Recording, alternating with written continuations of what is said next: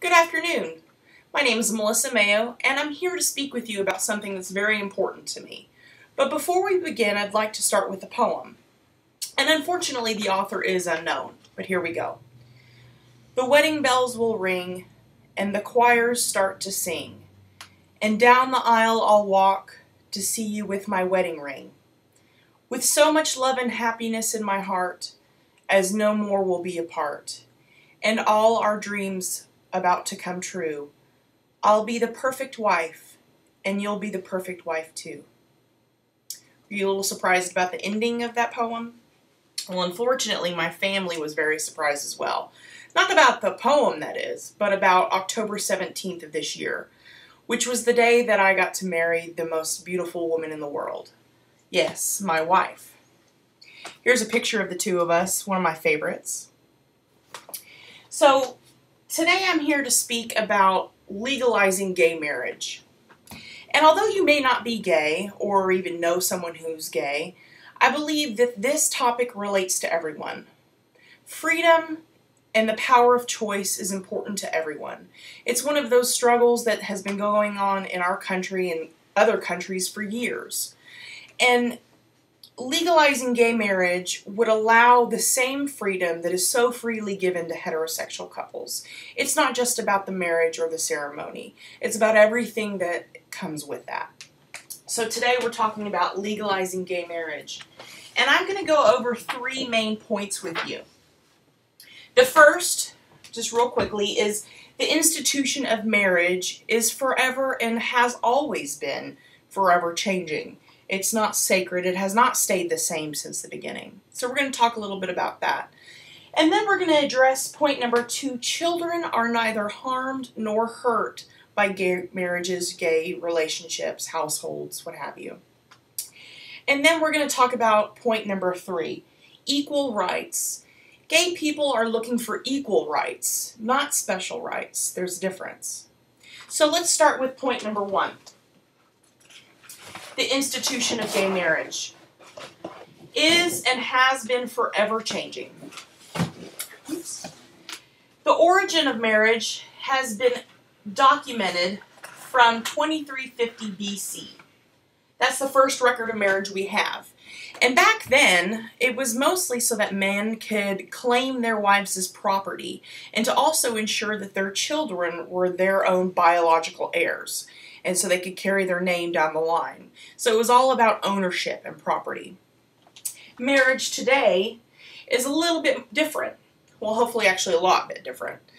The Universal Declaration of Human Rights, Article 16, states that men and women of full age, without any limitation, based on age, based on race, based on religious orientations, have the right to marry and found a family. They are entitled to equal rights through the marriage and after the marriage. Americans for Divorce Reform also say that today marriage is failing. About 40 to 50% of marriages today end in divorce. So it's not as stable as people think. So confront the stereotype. Gay communities and gay people who want to marry are wanting to marry for the same reasons everybody else does. The ideals of marriage. To enhance families, to commit, to have stability. And not to destroy the sanctity of marriage. And in enhancing our families, we enhance our children as well. So what would we do to our children by allowing gays and lesbians to marry? That brings us to our second point. Children are neither harmed nor hurt by gay marriage. Families today are made up of all sorts. People are raised by their grandparents, by their aunts and uncles, by extended family beyond that. Traditional male, female, husband and wife, you don't see a whole lot of that today. I know I was raised by just my mother and some extended family as well. The University of Southern Carolina did a study. They took their sociology department, and they did a study on children that are raised in gay and lesbian homes.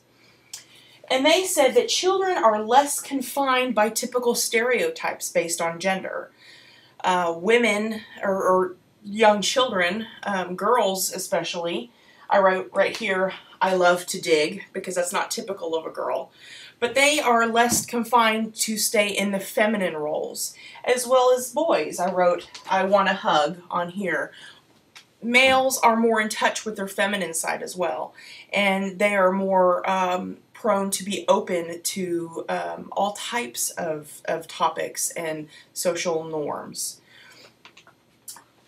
And so if marriage wasn't greatly impacting our children, and gays and lesbians weren't trying to marry to destroy the sanctity of marriage, then why do they want to get married in the first place? Brings us to our third point. Equal rights, not special rights. Along with the ceremony and the marriage certificate and the gifts that you get to register for, which is a blast, by the way, comes all of these different things that go hand in hand with being a married couple, that a lot of people don't realize that gays and lesbians aren't able to have these rights as well. Joint parental rights of children, joint adoption, hospital visits and medical decisions. If my wife goes into the hospital, I may not even be able to visit her because I'm not next of kin. Or if there's an emergency, I won't be able to make any type of decisions. Joint insurance plans, child support, tax credits, Social Security and Medicare.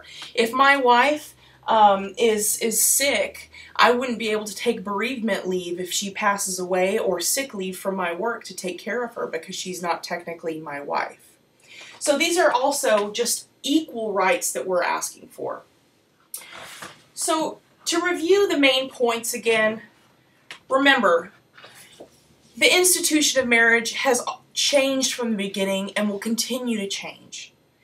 Children are more adaptable to all types of situations today, and it actually, being in a gay marriage gives children the opportunity to see gender types outside of their stereotypical role. And also, gay people are just asking for equal basic rights, not special rights. So I'm asking you today to come into action, to help out those who are suffering and not having the same freedoms as the rest of us. I myself am going to join GLAAD, which is the Gay and Lesbian Advocates and Defenders. They've got local places everywhere, and you can volunteer with them and help out at their next special event. Or volunteer with the HRC, which is the Human Rights Campaign. Another great one is, if you love to read, is a book by Jonathan Raish saying Gay Marriage, Why It's Good for Gays, Why It's Good for Straights, and Why It's Good for America. And I'm going to close with a quote today that I think is great. The U.S. Supreme Court Justice Earl Warren said, "The freedom to marry has long been recognized as one of the most vital personal rights essential to the orderly pursuit of happiness by free men. Lesbian, gay, bisexual, and transgender citizens who want to marry want to do so for much the same reasons heterosexuals do. Ideas of mutual love, support, and commitment." Thank you.